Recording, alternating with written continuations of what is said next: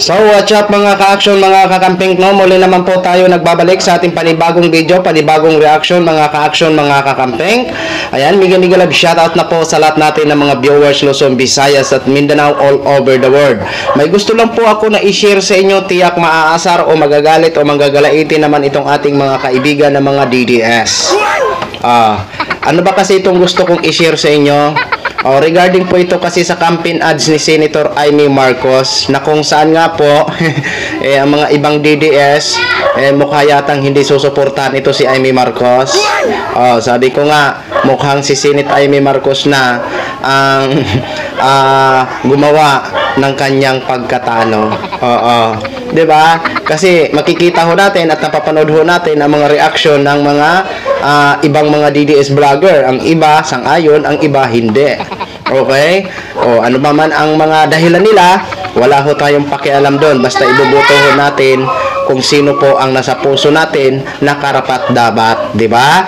Vote wisely ho mga ka-action, mga kakampeng. Okay? Pagpasensyahan niyo na po ang ingay ng ating mga kasi marami pang dumadaan sa ating mga kalsada. Okay? So ito po, may gusto lang po ako na i-share sa inyo. Itong sabi ko nga maaasar naman itong mga DDS dito. Sa confidential. Wait lang ha. Ito po.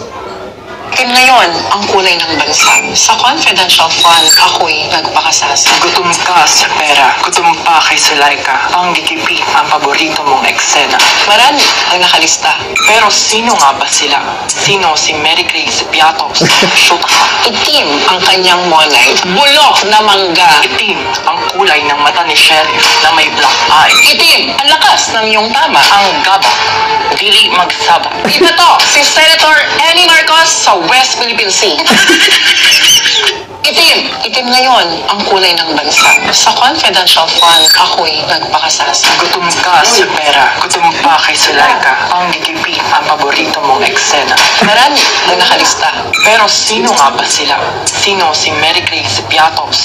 Shoot ka. Itim ang kanyang monay. Bulok na mangga. Itim ang kulay ng mata ni Sheriff na may black eye. Itim ang lakas ng iyong tama. Ang gaba, dili magsaba. Iba to, si Senator Amy Marcos sa West Philippine Sea. Itim ngayon. Yung po mga ka-action, mga kakampeng, ang gumawa po ng video na yun, yung parang ka-look-alike ni Vice President Sara Duterte. Hindi ko alam kung siya ay babae or bading ha. Di ko po alam. Basta na-share din po natin yan. Tapos gumawa nga din po siya ng video tungkol sa Mary Grace Piatos, 'di ba? At nag-survey din po siya regarding sa kung payag ka ba na ma-impeach si Vice President. Yun po yung hindi ko sure ha kung babae ba siya or bading basta kung ano man ang kasarian niya, respeto pa rin ako sa kanya.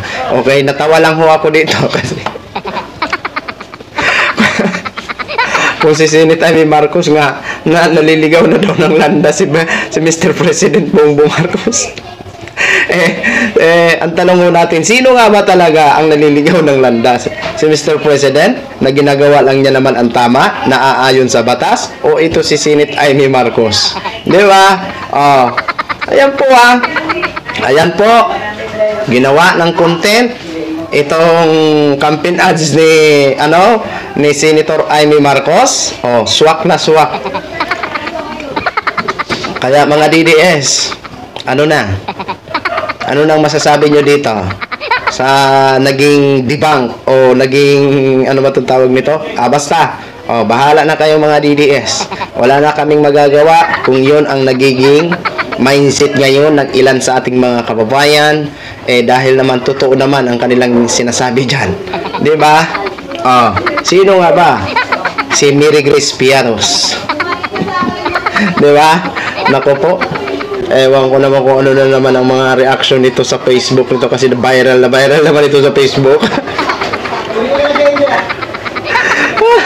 Basta ito si Senator Amy Marcos siguro kapag halimbawa matalo ito, grabe siguro na pagsisisi. Okay. Yan lang po mga ka-action, mga kakambing nog. I-share ko lang ho sa inyo itong tila pang aasar po ito sa mga DDS. Okay? Maraming salamat po sa ating mga viewers Luzon, Visayas at Mindanao all over the world. Ako po ang inyong likod, si The Action Man. Good evening, everyone.